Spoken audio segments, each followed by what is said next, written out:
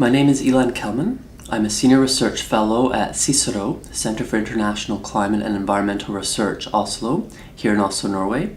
I'm also co-director of a non-governmental organization called RISC-RED, Risk Reduction Education for Disasters.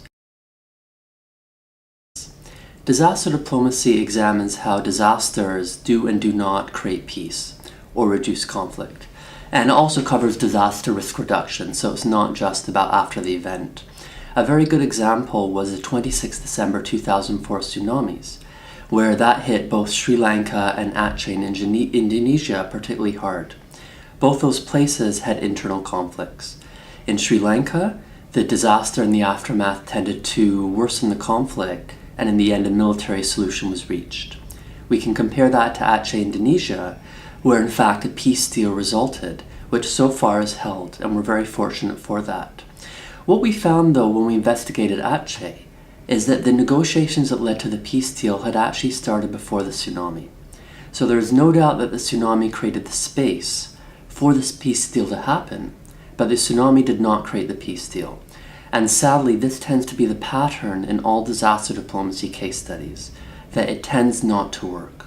There are usually many other factors, from leadership to history to other forms of donations, which influence the situation more than disasters.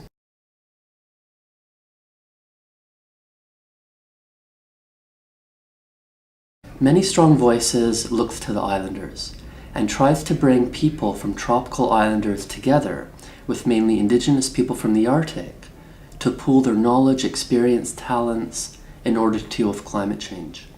One of the fundamental research aspects that we're exploring for Many Strong Voices is community-based adaptation, to learn what the locals know about their own environment, their own society, and what they want to see with respect to climate change in terms of dealing with it. There's also a lot of information work, communications work, and also outreach at places like the International Climate Change Negotiations, and also the Intergovernmental Panel on Climate Change, the science body, the IPCC. So we hope that through Many Strong Voices, we can collect the wonderful traditions, values, and knowledge that people around the world have in order to convince everyone what needs to be done with climate change.